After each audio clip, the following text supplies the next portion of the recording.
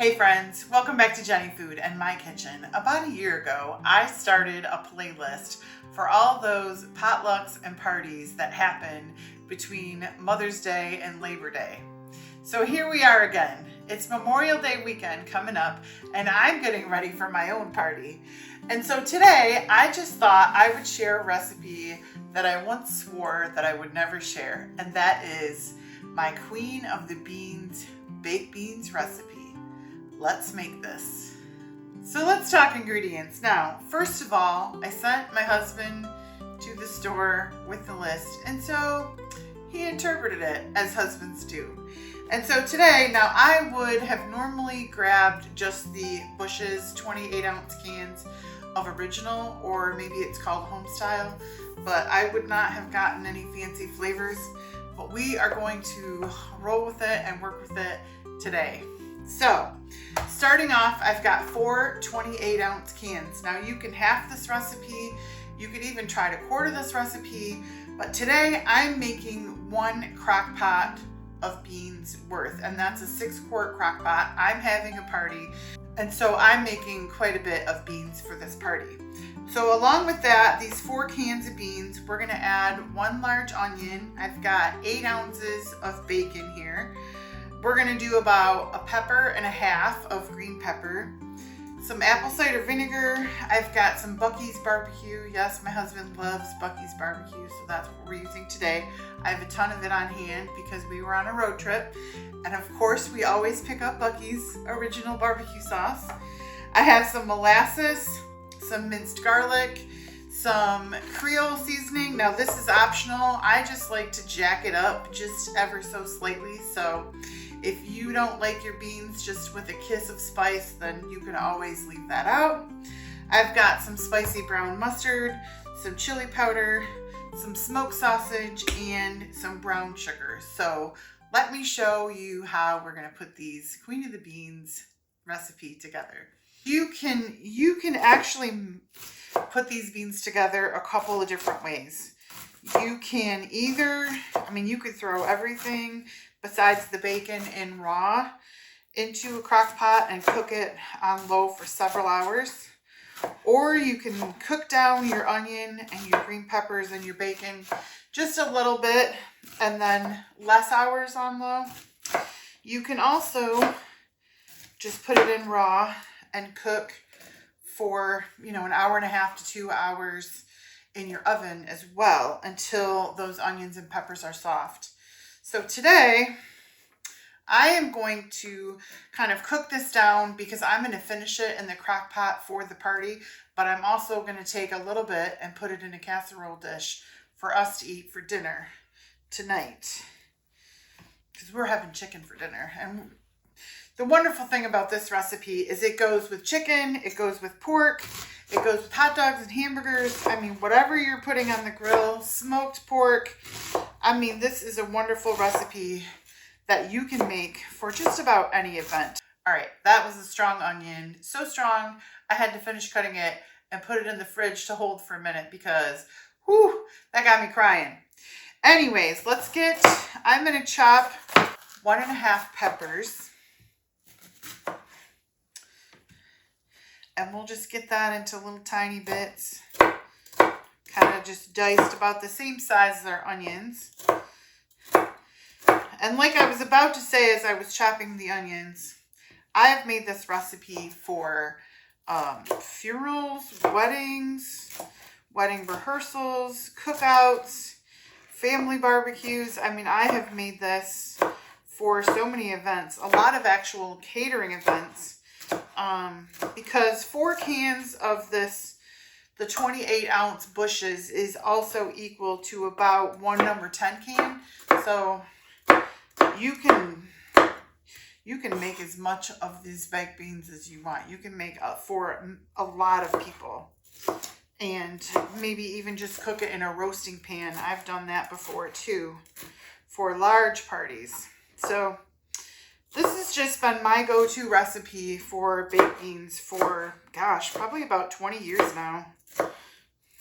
I've done this for open houses, for graduates. I even served this at my restaurant years ago. So, and I think I swore I protected this recipe for a long time. So today's the day. I'm going to go ahead and share it. If you're out there and you've ever eaten these beans, you got to leave me a comment. And then lastly, I'm going to go ahead and I'm just going to cut our bacon. Now that's just all fat, so I'll set that aside. And I'm just going to cut it in kind of thin strips. And we're not going to completely like crisp up this bacon. I just want to render some of this fat. And that fat will kind of help our onions and peppers cook down a little bit. Because really, in this recipe, that's all. We're just needing the bacon, the onions, and the peppers to fully cook. Because everything else is pretty much cooked. All right, I've got our bacon, our peppers, and our onions that are in the fridge ready to cook. And I'll show you how I'm going to cook those on the stove. I've got my bacon, my onions, and my peppers in the pan.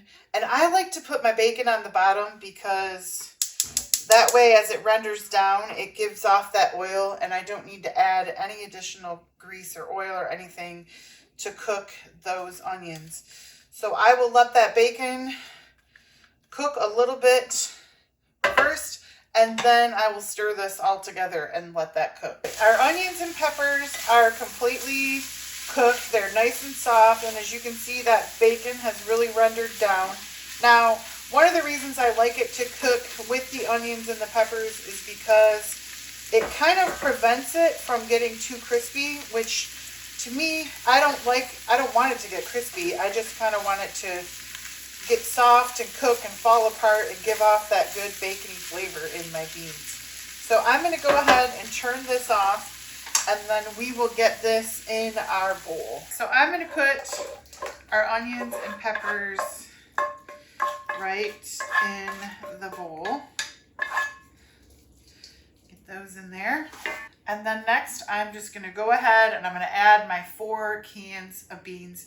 Now, I always pour that top like ½ inch of liquid off because we're going to make our own sauce essentially. So I don't need, if I go ahead and leave that, then it becomes almost like too saucy. So I just go ahead and kind of pour that off the top of my beans. So all 4 cans. Now I know having these slightly different flavored beans will kind of throw the flavor, but I'm not really worried about it. I mean, they're still going to be wonderful. I like it best with the home style or the original beans, but it'll work. All right. So to our onions, peppers, bacon, and beans, I'm going to go ahead and add that 3 cups of barbecue sauce. And again, I'm using Buc-ee's here because we have so much Buc-ee's barbecue. My husband buys usually a half dozen every time we go through a Buc-ee's. So now to that, I've got 1/3 cup of molasses. And I always use the robust or the black strap. I like a good dark robust molasses. And then we're going in with 1/2 cup of brown sugar. Now I'm going to go in with a teaspoon, like a good heaping teaspoon, and 1/2 of minced garlic. And then I got to double check my recipe, which is why I've got my glasses on. 2 teaspoons of chili powder. And you might say that's not a lot, but it matters. In the end, this is all going to come together and just be the most wonderful beans.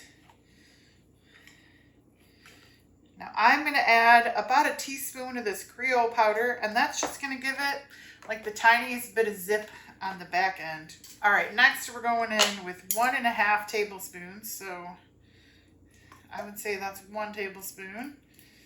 And that's about 1/2 tablespoon right there of the spicy brown mustard. You could always use whatever mustard you have on hand. I just happen to like the spicy brown. And then also 1½ tablespoons of apple cider vinegar. All right.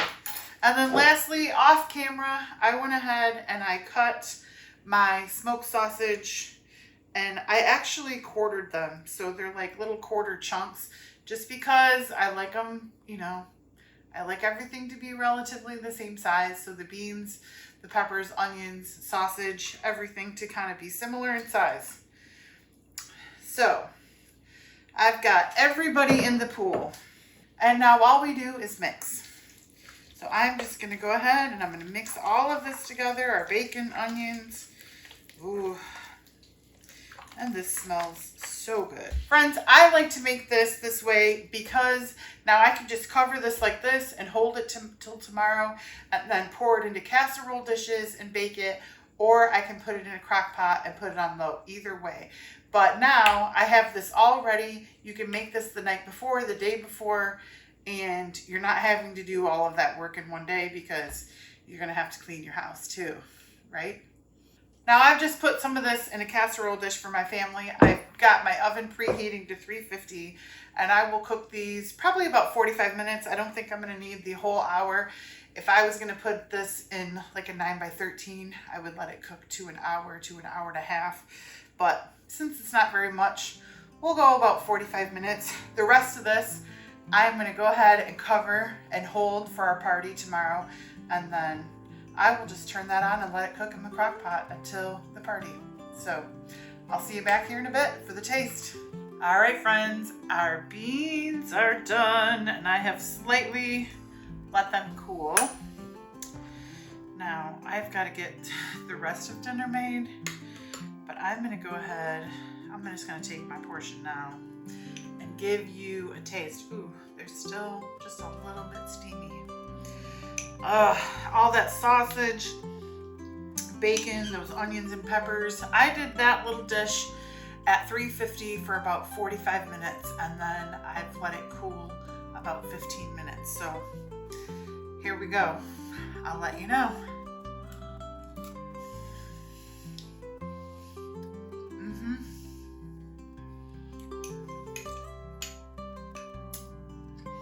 They don't call me the queen of the beans for nothing. These are so good.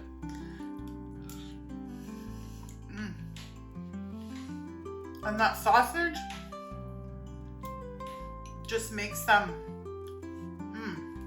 extra special.